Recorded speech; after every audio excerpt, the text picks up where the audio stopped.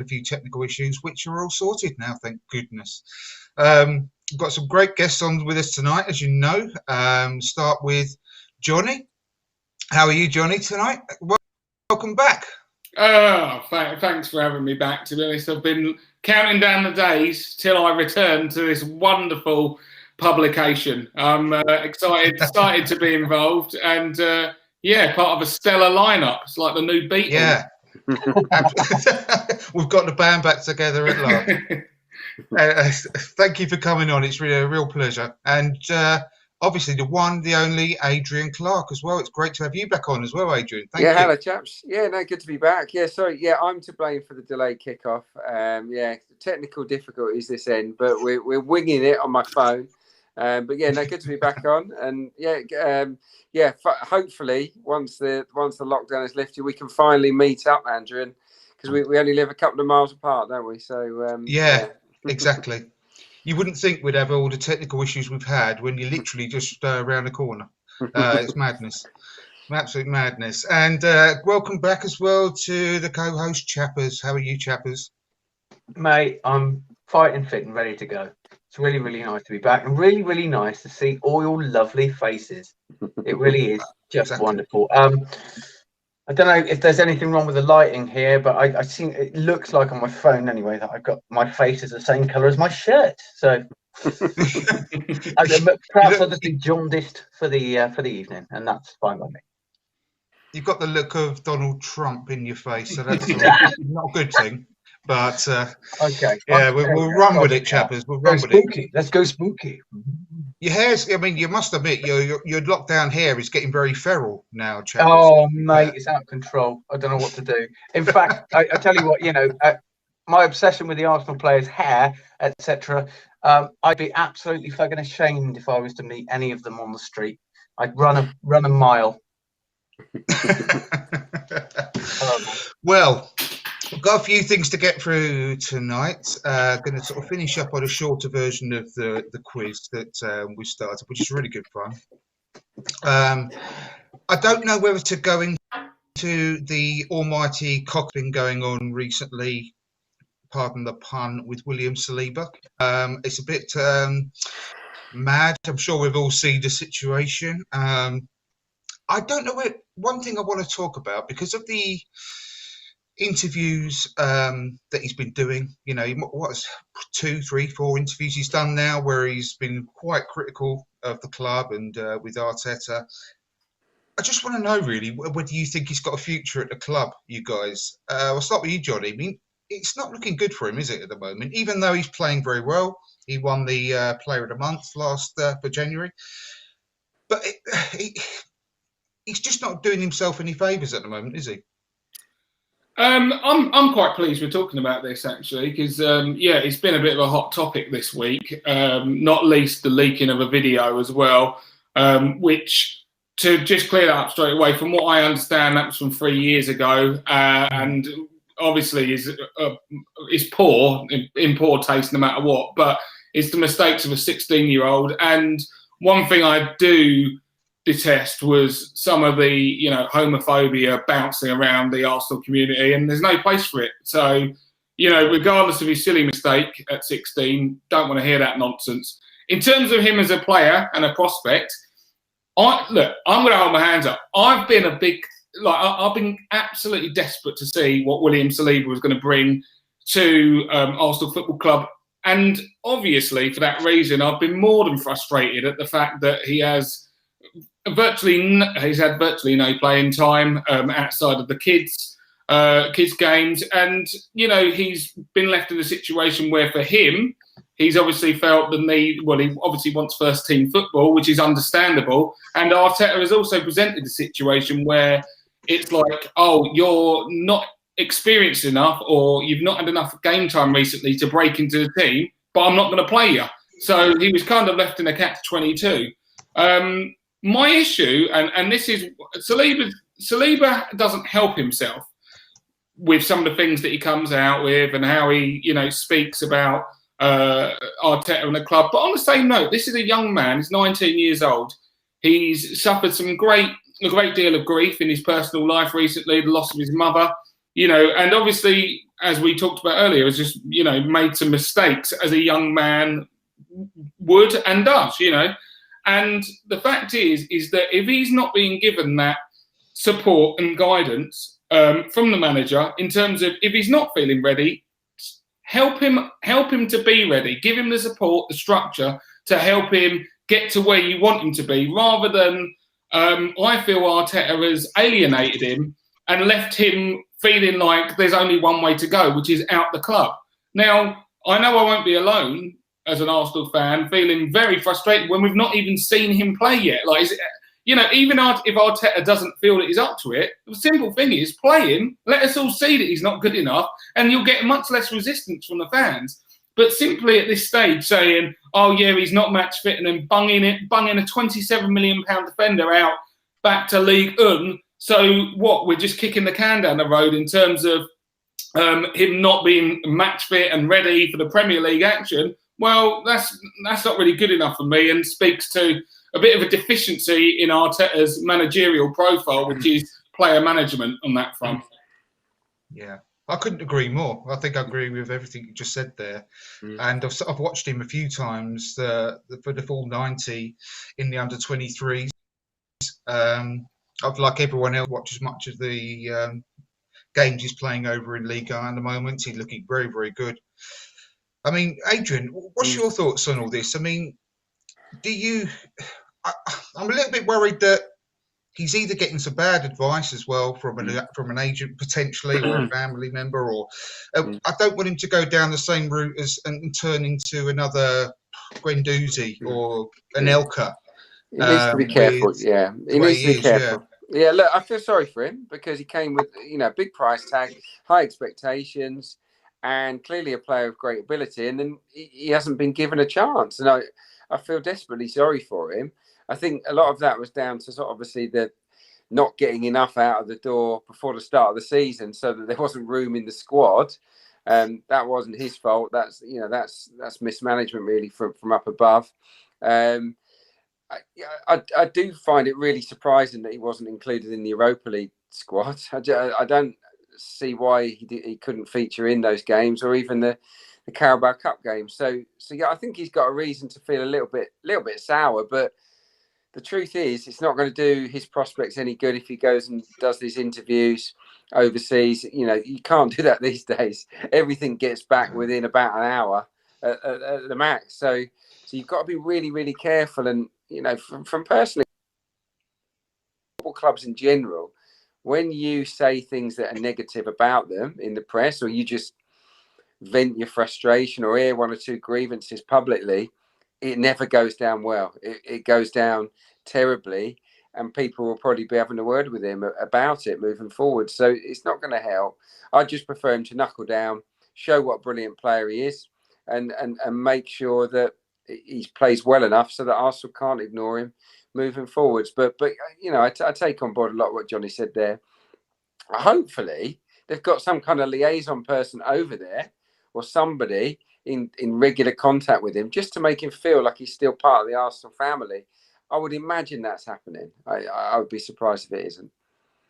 Yeah. We've got this, and his name is just gone completely out of my head. The loans, the guy that's dealing with the loans at the club now. I don't know the guy, and I don't want to make assumptions, but this is my own personal opinion. I think he's not doing it at the moment, this guy. With regards to the loans, I think players like Willock, Nelson, you know, and a lot of the other young players that we've got coming through, they should have gone out on loan a long time ago. And the fact that William Saliba's loan was messed up in the summer, I don't think there's any kind of excuses for that. I just don't understand what happened there. It was all set to go on loan in the summer. And it didn't. Sorry, Andrew. Why would you say that is the fault of a loan person at Arsenal? Because ultimately, the buck stops with the manager. He decides who he wants out on loan. Could you imagine if this guy was going, "Oh, I'm going to loan out Aubameyang or whatever"? Like Arteta. No. Yeah, but these guys were clearly. I mean, especially. Let's talk about the Saliba situation mainly, though. The fact that didn't get done in the summer, I don't see any excuse for that. I think it's absolutely horrific from the club not to have got that done and then treat him for not quite 6 months, but near enough, the way that we have in that intermediate time. It's just, I'm exactly the same as what you said. I would be so disappointed and gutted if we end up losing him without him having kicked a ball for Arsenal at all. But it's down to him. It's down to him to perform, isn't it? And no one can persuade me. No one can persuade me that Mikel Arteta wouldn't pick him if he was really impressed with him. If he'd have been really impressed with him, he would have picked him. So it's down to Saliba now that he is out getting first team football, to be brilliant and to show the right attitude. And then, Arsenal will surely give him a try. And if they don't, there are a ton of mitigating factors, I think, within the whole thing. Obviously, the fact that he's not been, he's not exactly had the best treatment from the club. But so I really, really wanted to kind of make a comment on this because, so I actually read the interview. I didn't see it, but I read the full interview of what he'd said.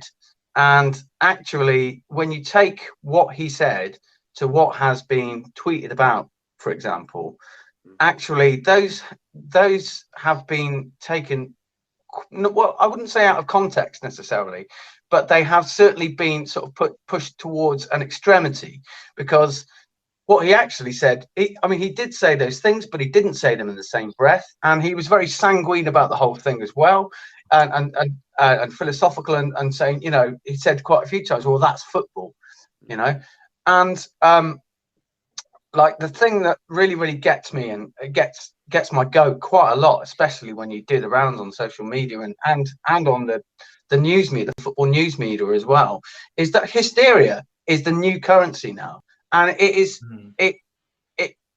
it's a massive, with the impact of social media as well, it's a massive detraction from what's happening on the pitch, but also what's happening off the pitch, and it's all distilled into tiny little sound bites, and all of a sudden Saliba's done, and it isn't like that at all. I mean, I personally agree with what you were saying, Adrian. I sincerely hope that he's been kind of having or the club have been having those conversations with him and talking to him, so they're able to kind of reassure him that he can fight his place back into the side, and that what was decided by the manager was the right thing, and all these kind of things. I personally think I really, really want to see him. We need a player in that position, and he's the guy that fits the bill, and hopefully he'll come back. It'll all be, the fences will be mended, shall we say, and we'll have a promising player on our hands. The thing for me is I'm not 100%, like, I appreciate what everyone's kind of said here, and wouldn't it be nice if he comes back and does his talking on the pitch? The problem is, I feel that from the murmurings of him, he feels like he's been betrayed. We are a club that went out of our way to sign him. He had other suitors, and we bent over backwards to sign him. Of course, Emery was the manager at that point, but we dedicated a lot of attention to him, and then for him to come to our club after a year. A year staying at his previous club, all that excitement, all that anxiety building up, and then he comes and then he's basically shelved. And the thing is I think we're assuming that he doesn't feel like the bridges have been burned, because this treatment, he might be thinking, do you know what, I'm better off out of that club and I'll go to another club. I haven't even played there. So when you look at the likes of Ainsley Maitland-Niles, who has also clearly had issues with Arteta.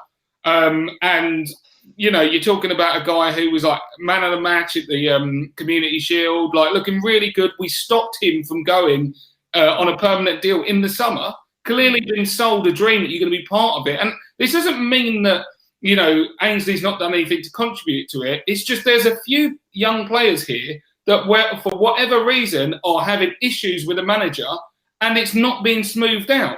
Now, Ainsley is one of our more capable young prospects there are the likes of, for me, Reece Nelson and Eddie Nketiah. They're not going to make it. Ainsley could make it. If you're going to say it's an attitude thing, fair play, it might be. But if you're saying it's an attitude thing with Ainsley, with Saliba, with Guendouzi, we're starting to get into a bit of a pattern here with some of our most promising youngsters, and they're not gelling with the manager. And that, for me, is a concerning point at the very least. Yeah, exactly the point I wanted to come on to. That is a big worry for me.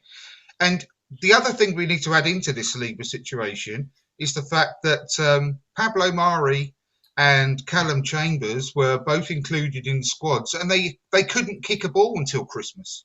I mean, what does that say to Saliba as well? The fact that they were not going to be able to play because of injury, and yet he was omitted, and they weren't. I don't get it, but I am really concerned about what you just said as well, Johnny. That has he in the Arteta, has he got that kind of skill that you need as a manager? Because but you got to look. You got to look at the kids as well. Which of those kids deserve to be in the first 11? Which of those kids have made themselves undroppable, like Bukayo Saka? None of them. What did Ainsley make the Niles do wrong to be? We changed the system. He was brilliant at wing back, or he was very steady at wing back. We went to a back four. Would most fans prefer him to Kieran Tierney at left back? No. No, that's a valid point. Hector Bellerin at right back has got Cedric breathing down his neck. Maitland-Niles had opportunities at right back, and in my view didn't play as well as Cedric or Bellerin when he had the chance. So, sorry, just to come back, Adrian. I think the issue with Ainsley Maitland-Niles is he came out and said straight away, "I want to play in centre midfield." For all of that barren run, when we were in an appalling tailspin, when we were relentlessly picking Mohamed El Neni and Xhaka week after week, and we're getting run on by poor teams. I mean, I say poor teams. We're probably going to be knocking around them in the league by the end of the year, but you get the picture. Like, we should be running through them. And there was that game when Ainsley did get played, had a great performance, and he came out and literally said, and we don't have to read too far into it, it's nice to have some legs in midfield. And it was nice to have some legs in midfield. Do you know what? I don't think he's played since that moment. No. And I think that kind of built up a bit of a friction because, the fact is, for me, I would have, when we're in an appalling run, you have to look for solutions. One of the best things that have happened for Arteta is the fact that he gave Emile Smith-Rowe a go. I think it was the kind of last roll of the dice, and it's worked out wonderfully because obviously Emile Smith-Rowe has stepped up to an elite level for Arsenal, and that's fantastic. But Ainsley never really got a considered go, particularly in midfield, when, with Partey injured, we seriously lacked any dynamism in there because obviously when Xhaka plays, he doesn't have the legs to get around the field, and that's not even just a critique. That's just a basic observation. Everyone knows that about Xhaka. So for me, I think he was crying out, and I'm sure Ainsley was saying this because he was saying in the press, stick me in next to him because I'll at the very least add some legs in there. And that was concerning that he never got given the go, and speaks to potentially a personality clash rather than it being just down to ability. But also you've got the fact that Partey's coming to the team as well, and actually Partey and Xhaka seem to be complementing each other quite well, and all of a sudden there's no space for him. I mean, I don't know what the answer is. There doesn't seem to be anything for him in on the right side of defence, and there doesn't seem to be anything for him in midfield. And I can understand his frustrations, but what you're going to do, you either fight for your place in the side, or if you want to play for Arsenal, it's fiercely competitive. You've got to be the cream of the cream. You've got to be the best of the best. Smith-Rowe and Saka have grabbed those opportunities. The other guys have played okay, but like I did when I came into the team all those years ago. I did all right. I didn't let myself down. I held my own, but ultimately I wasn't quite good enough to make that consistent impact, and that's why I moved on. It happens. It happens to young players. I just think some young players get a little bit ahead of themselves and think, well, I should be playing every week now. And if the manager's the most important person at the club, if they think other players are better than you, it's in their interest to play those players. And if you don't fit, then you either be part of the squad or you leave. And it's just part of football. It's always happened. In your career, sorry, Adrian, in your career, have you ever had it where you felt, obviously you're playing at a top level, but have you ever felt that you were playing under a manager who had a vendetta against you, or it became more of a personal thing rather than the performances that you were putting on the pitch and feeling like you were never going to get given the go? Definitely, and it happens. It definitely happens. Yeah, I had it at Southend, had it at Stevenage, where they went full time and I was a part timer because I had a job as a journalist. I was making my way, and I couldn't train during the day. So because I wasn't training during the day, he was picking other players ahead of me, and obviously I felt aggrieved at that. And then there was a clash, and it didn't matter how well I played in training or in games, I wasn't going to get picked. At Southend, the manager came in and signed two wingers, and I was a winger, and he was always going to play those ahead of me, even though I was doing better than them in training. So yeah, of course it happened. Everyone has their favourites, but the manager ultimately, it's in his best interest to pick the best team that he thinks will win in matches. And if you're not in it, then it's tough. Football is tough, and there's only 11 that can be happy each game. So yeah, I just think with certain young players, they've got to be patient, and other young players, they've maybe got to see the writing on the wall and think maybe it's better elsewhere. Do you think, Adrian, that perhaps Arteta could do a little bit better with managing egos? So Wenger was notoriously good at that. Do you think he perhaps is a bit too inexperienced, to be able to kind of handle that kind of? He's learning on the job, isn't he? Yeah. I mean, he's. Can I use this moment as a perfect segue into the next topic, because it is the perfect moment to do that, and that is Nicolas Pepe. I think that the way that, I don't know, I'm just going to put myself in his position for 1 minute, and I'm playing devil's advocate because I'm not going to go one way or the other here with this opinion, but he came off the back of a really good end to last season. A lot of people reckon he was man of the match in the cup final. He had a great game. I mean, he would have scored one of the best cup final goals of all time, but it got ruled out, unfortunately, if you remember that. And then obviously he must have thought, I've done really well. I'm going to hopefully really kick on next season. And then we go out and but we sign up Willian in the same position that he was playing at the time. And all of a sudden, he's very sporadic as well. I think his numbers are always fairly consistent. There's not many games that go by where he doesn't either do a goal or make a goal or an assist. There's not many of those that happen. He does quite well, and then all of a sudden, he's very much on the fringes and just playing against Dundalk, and he's having good games. But then he seems to have worked his way back in the team, which is great. I'm really, really happy for him. He seems to have found a little niche on the left-hand side. But what I wanted to discuss with you is how do you think he's doing at the moment?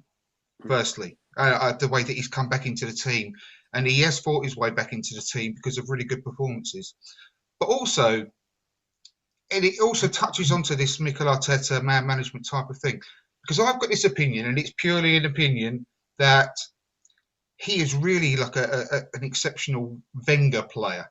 I think if he'd have come in under Arsene Wenger, he really has the type of personality on the pitch and flair and the way that he plays to really thrive in that kind of environment. And I think that Arsene Wenger allowed players very, very much to play with flair, play to their strengths. He put trust in them. He gave them encouragement to do that, and they felt his faith.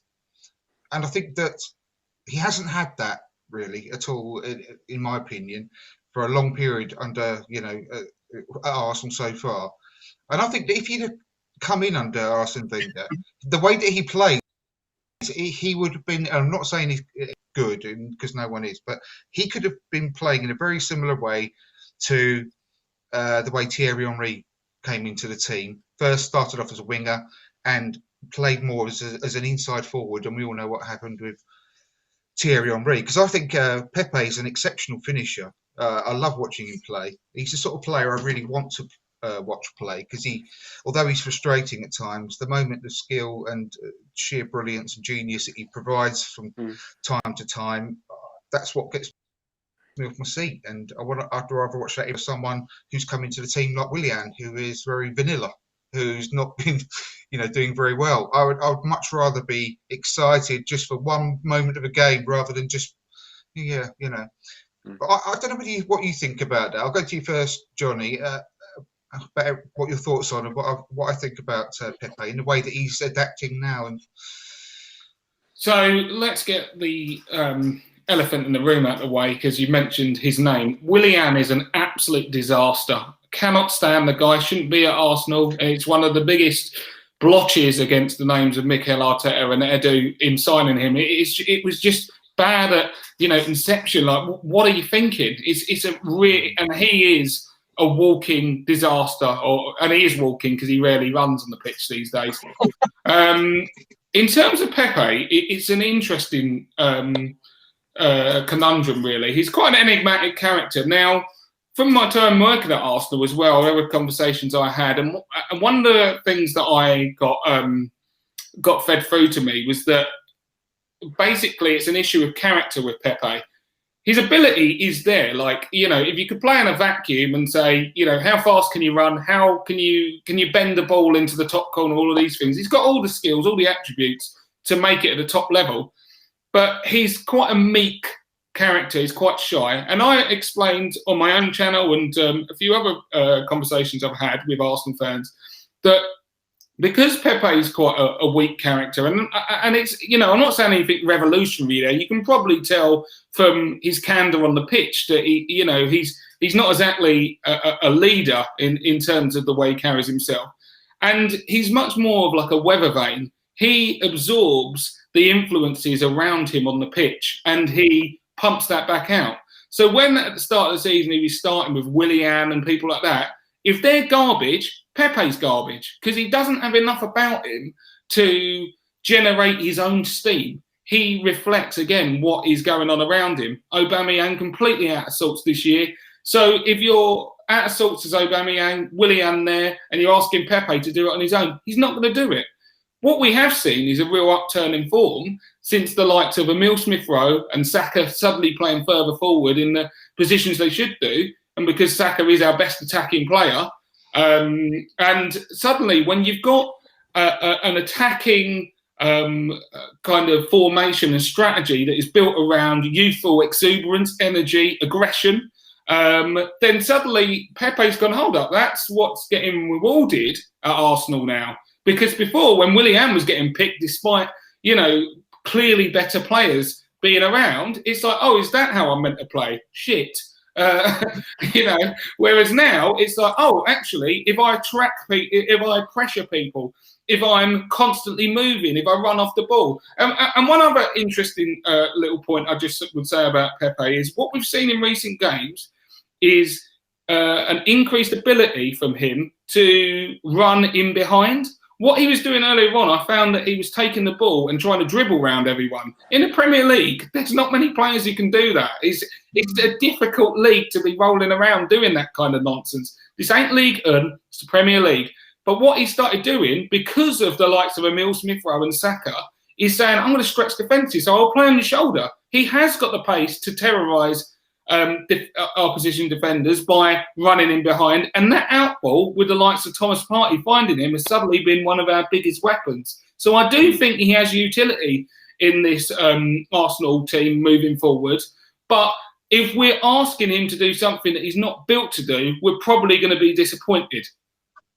Do you think that's like do you think that's something that Pepe can learn? Do you think that kind of I suppose that sort of leadership and that sort of proactivity or proactiveness, do you think that's something that he can learn? Do you think that And if he does, do you think that it would ultimately improve him as a player as well? It might come with maturity. I think if he matures and feels more comfortable in his surroundings, he might have the confidence to sort of be that spark that Johnny was talking about. A really interesting point actually that Johnny made. I think there's merit to it. I really do, and I think the standards have definitely been driven up in the last couple of months. Competition for places, but mainly the team is just playing with so much more energy and aggression and assertiveness. He's realised I have to do that to stay in the team. The running in behind bit, I think, has probably come Johnny because he's playing on the left a bit more, and he feels more comfortable to run in behind on the left. And he's on the Xhaka's side now. Xhaka, I mean, we've all seen it. He loves to play those balls in behind, doesn't he? For those angle balls to the left-hand side. He doesn't play them as often to the right. He tends to play them to feet, but on the other side, he'll look to put people in, and Pepe good enough to do that. So yeah, look, he's a good player. He's a talented boy. I think his stats tell us that he's our second or third biggest goal threat. Outside of Lacazette and Aubameyang, he will score goals. Europa League he was contributing almost every game, wasn't he? So he's well worth persisting with, well worth it. But I don't think he's ever been a winger, Adrian, is he? I don't think he's a chalk on the boots winger. I think he's much more comfortable closer to the box. He is, but is he? Could you see him holding the ball up?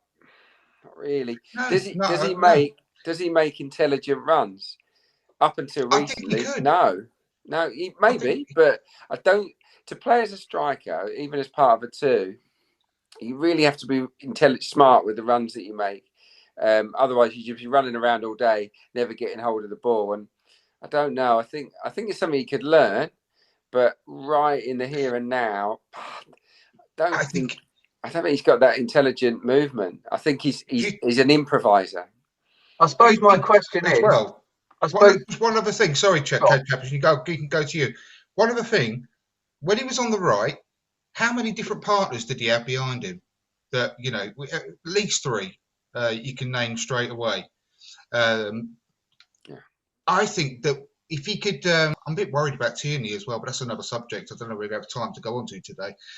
But if he could strike, a permanent partnership on the left with Kieran Tierney, I think that would be incredible for him, because with Tierney overlapping him on the other side, I think that could be an extremely fruitful partnership.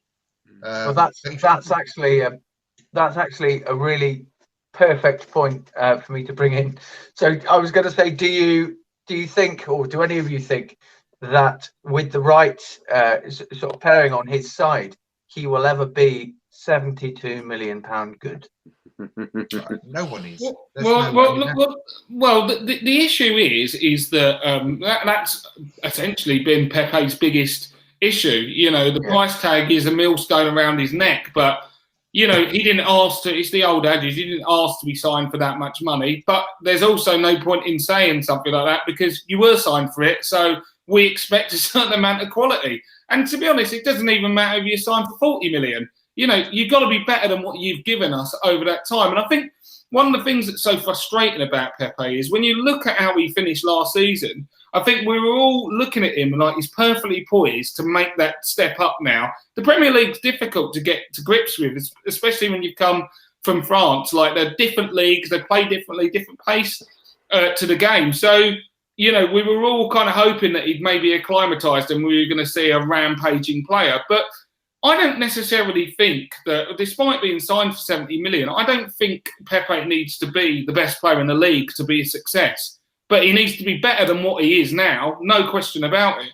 And he needs to be able to make the difference in big games, in big moments, and it can't be as inconsistent as it's been up to now, where we're seeing flashes, but a lot of the time he's not been involved in the play. But what I would say, to end on that positive, is I do think in recent weeks we've seen him get much more involved in the play, and I think he's playing with players who are going to get the best out of him through either spotting his runs, playing quick footballs, not slowing the tempo down all the time, because that is a disaster for him. It shuts his space down that he can run into, And quite frankly, when the ball's coming to him slow, apart from doing some, trying to do some quick dribbling, which often goes wrong, he's got no ideas. He just whip a ball into the box. So, I'm hopeful that we might be able to see the next iteration of Pepe.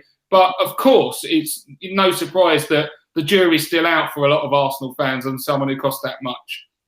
I think it's come with a bit of game time as well, hasn't it? Like the more game time actually he's been receiving, the more we're seeing a little bit more consistency. I know it's not the amount of consistency that we all expect at that price tag, etc.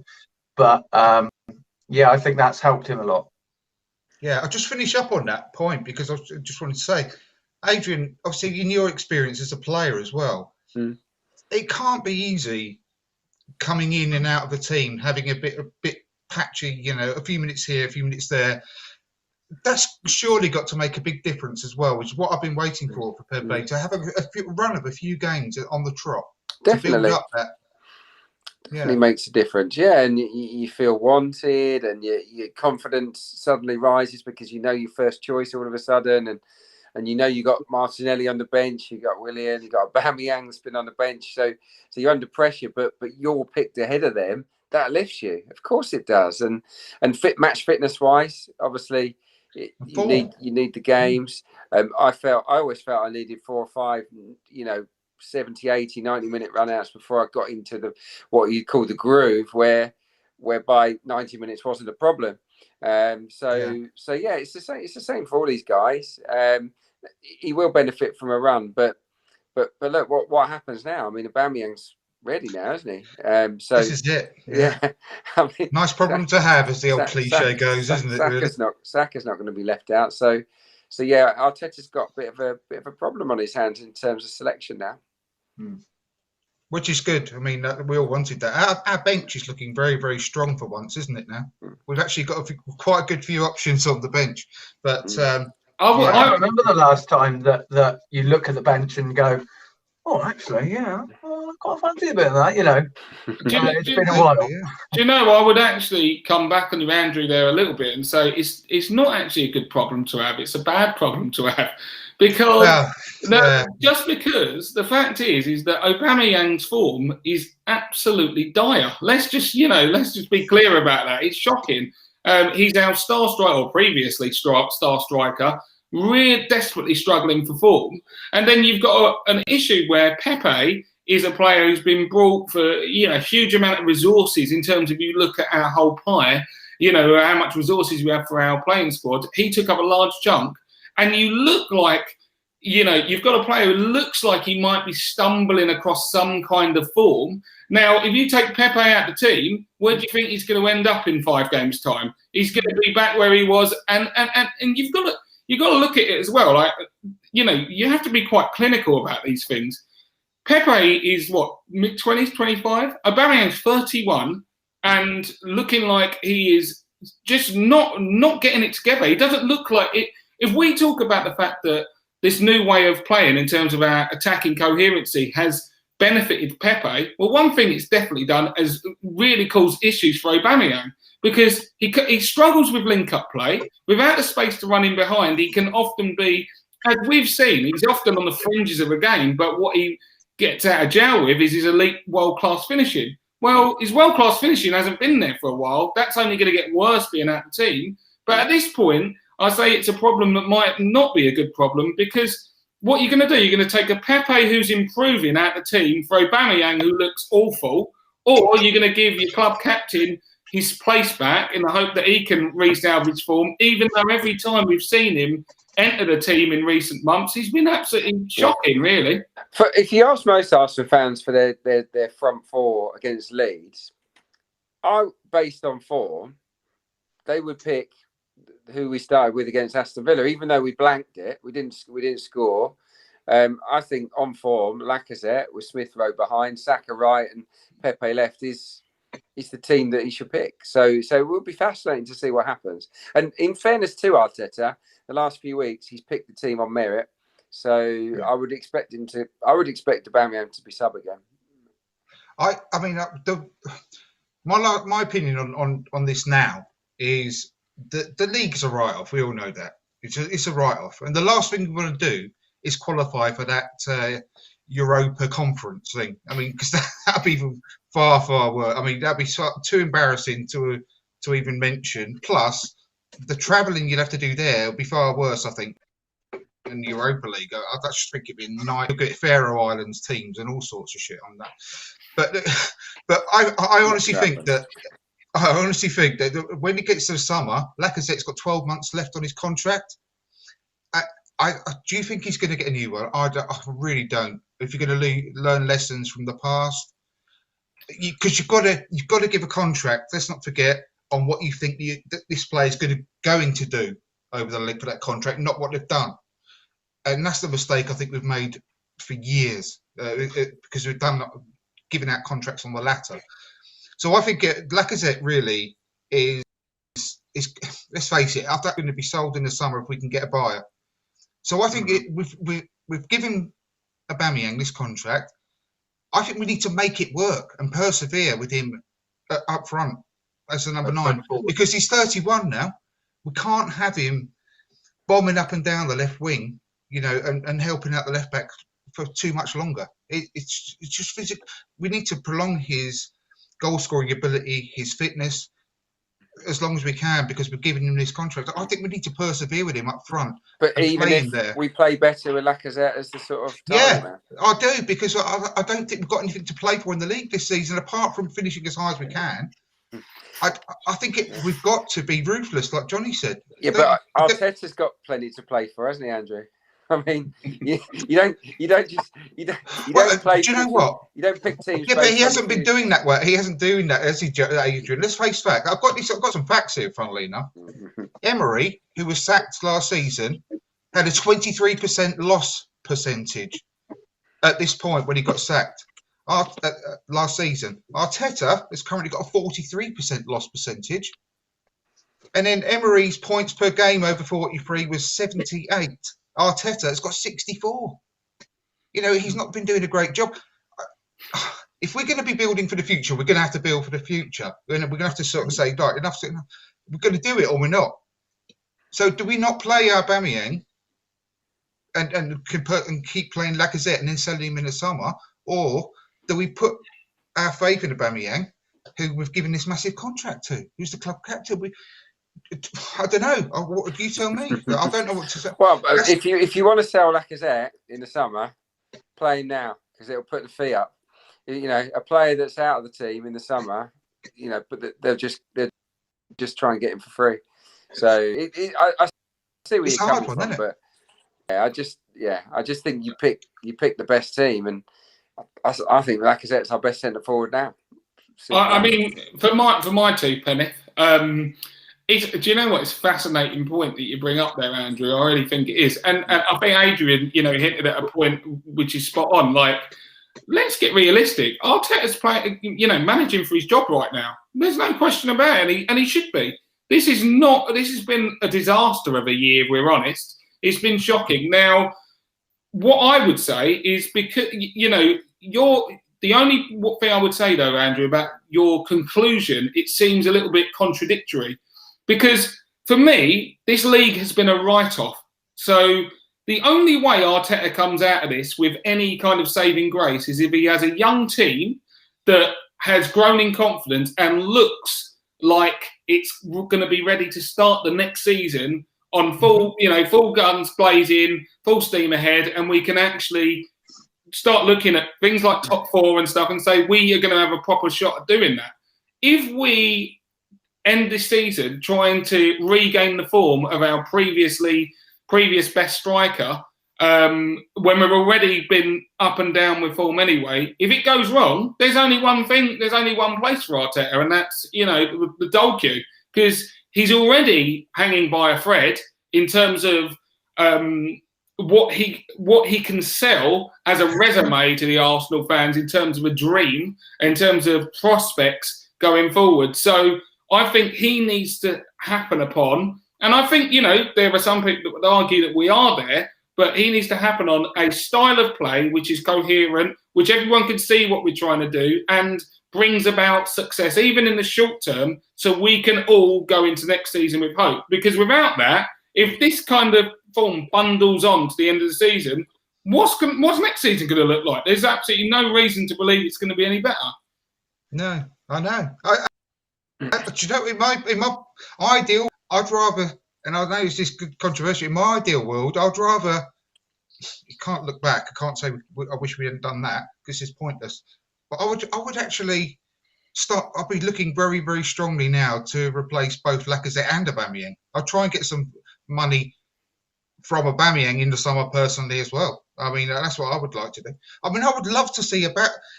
Do you know what? It's very, very small sample size, but from what I've seen in the under-23, I would love to see Balogun get a chance because he seems like an ideal identikit striker for what we need. But do any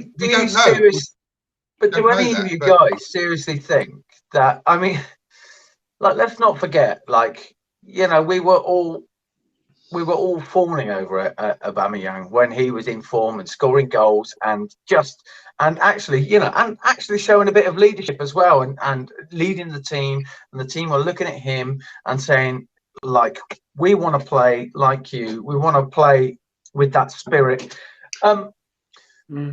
Like, I suppose I want to take you back to the old adage of what is it? Form is temporary, class is permanent. Do you seriously believe that Aubameyang is going to be stuck in the doldrums forever? Because I don't. He's had some problems going on in his personal life, and it's definitely taken a while for him to kind of get back up to speed. I don't think that that's necessarily a case for us to abandon ship. I think that, yeah, he probably needs to be sat down for a little bit, and when there's ample opportunity, whether that be we're up against it and actually we need a bit of dynamism, we need somebody to get in the right positions, in the right places, and some decent finishing, you know, for him to come on as a sub, or actually perhaps, you know, we're rolling all over a team, we're 2-0 up, okay, bring Aubameyang on, he gets a hat-trick, whatever, you know. I really don't think he's signed a massive contract, and there's a reason for that, is because he is a fucking class player.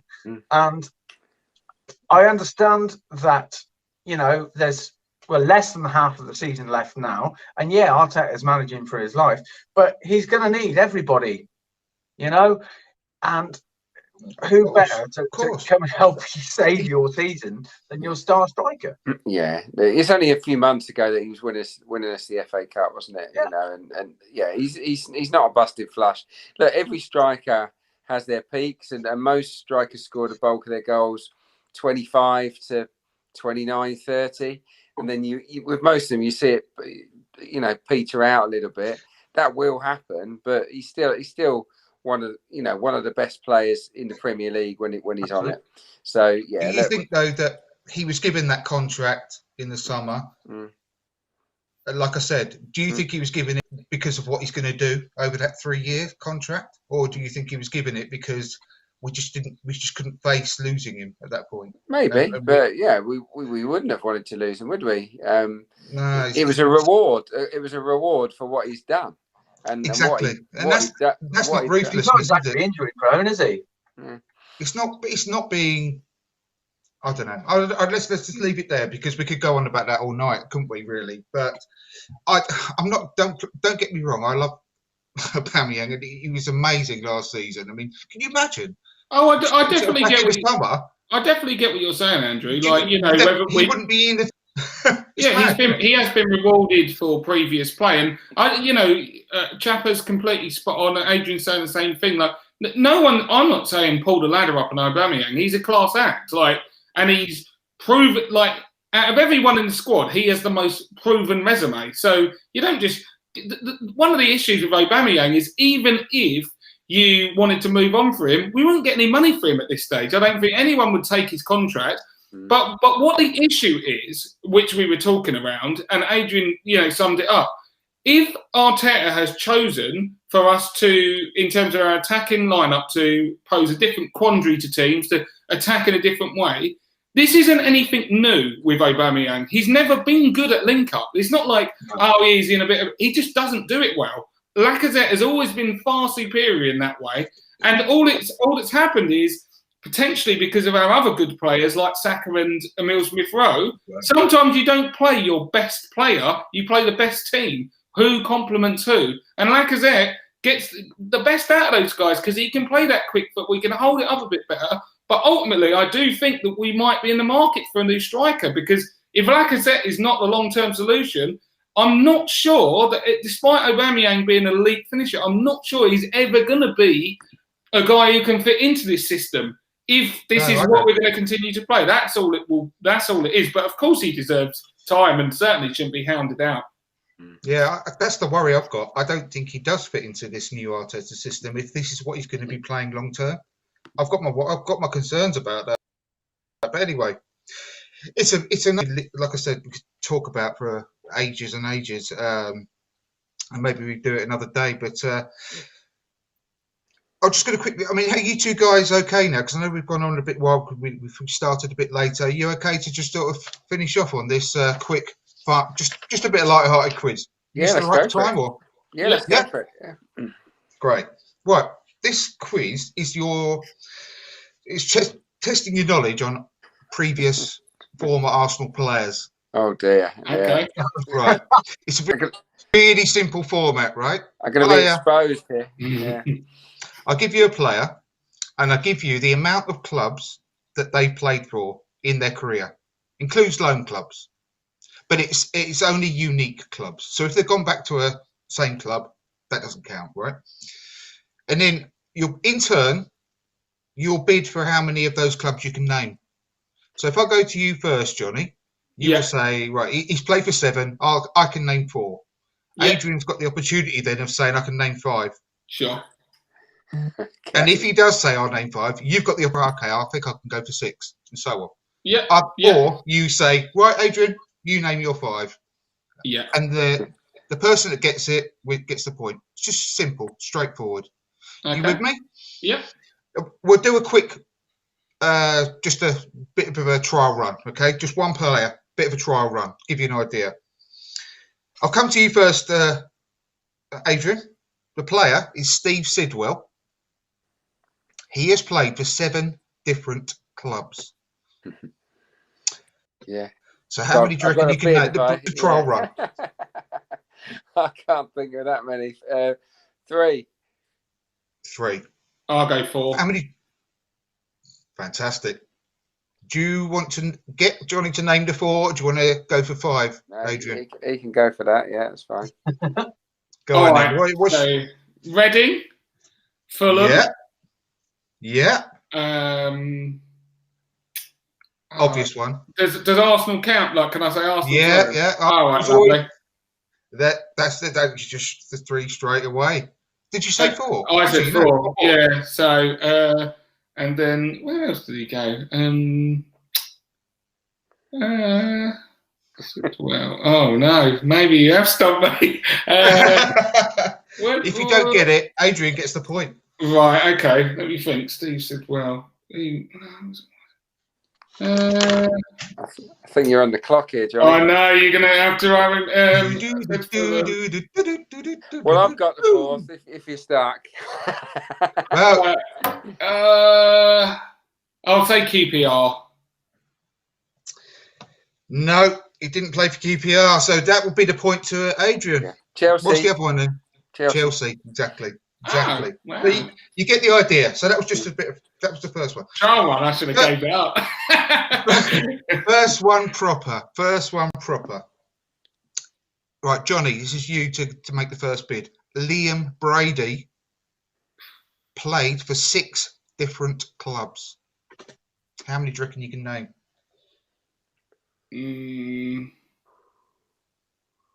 2.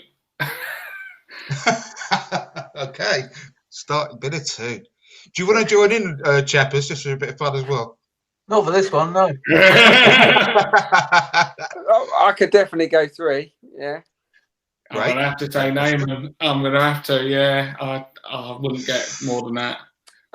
Arsenal. Yeah. West Ham.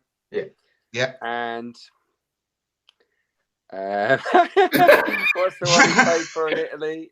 He played for Juve. Yes, Juve is correct. So that's a point to. Fair So how play. many clubs did you say it was? Yeah, Juventus. How many clubs did you say he played for? 6. Can I have a stab at one? Wait.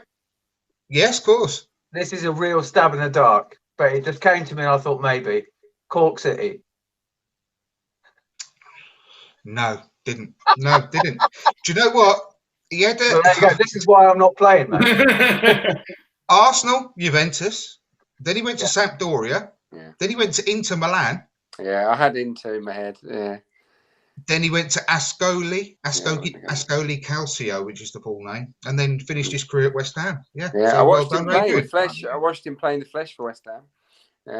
Brilliant. Yeah, it did. Yeah, it was. He must have been about 40, but he was still good. He was still dynamite. But I mean, what a career the guy had, really. I mean, I'd completely forgotten that he went to Inter Milan. I knew it, but I'd completely forgotten that when I was researching. Anyway, your go now, Adrian. Okay. Jimmy Carter, not the former president. Jimmy Carter. But were you there at the same time as Jimmy? Yeah, I know Jimmy very well. Cleaned his boots. Yeah, he's a good lad. He's a very 7 clubs. very funny man. Right. 7 clubs he's played for. Do you remember him, Johnny? We'll see how Adrian gets on first. 4. Name him.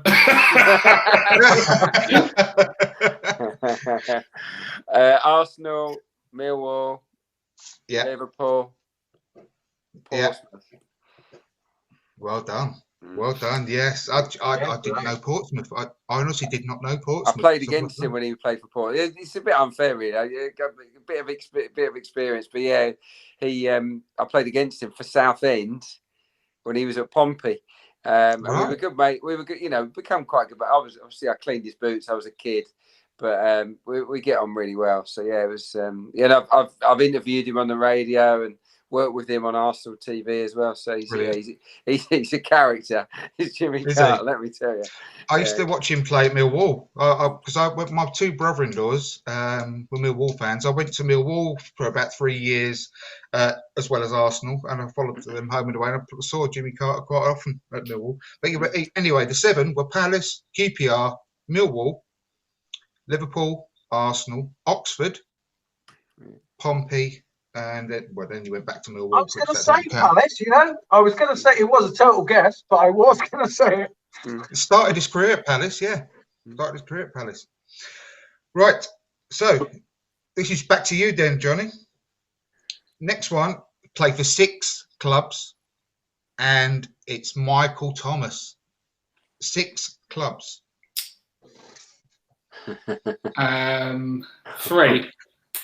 Oh. Not bad start. That's strong. I think that's strong, Johnny. I'm a bit stumped on Mickey Thomas. I didn't know he played for 6 clubs. I have to admit. I'm gonna let you have a piece of this. Yeah, go for it. All right then. Arsenal, Liverpool. Yeah. Yeah, Arsenal, Liverpool, West Ham. No. Did he not? No, West Ham. No. Which is unusual because nearly all the old Arsenal players West Ham. The retirement home. But no, he didn't. So that's a point to Adrian. Well, I fluked that, haven't I? I've not got a lot to offer beyond Arsenal and Liverpool. He must have gone and played overseas, right? He can't play overseas. Yes. I went on loan to Portsmouth from Arsenal. Then he went from Arsenal to Liverpool. Then he went to Middlesbrough on loan from Liverpool. I remember it. Yeah. Was it Nottingham Forest? No. Benfica, and then he finished his career at Wimbledon. Yeah, I wouldn't have known any of those. Yeah. I knew Benfica, but I didn't know any of that. This is bloody only Connect standard. This is, Andrew. I tell you, fair play, mate. You're not quite as good looking as Victoria Coren, but you've got more charisma. I think Adrian's probably won this, he's got all the points so far. Adrian, next one. 2 left. Adrian, Silvino. Silvino played for 5 clubs. 5 clubs. How many of the 5 can you name? Oh dear. 1.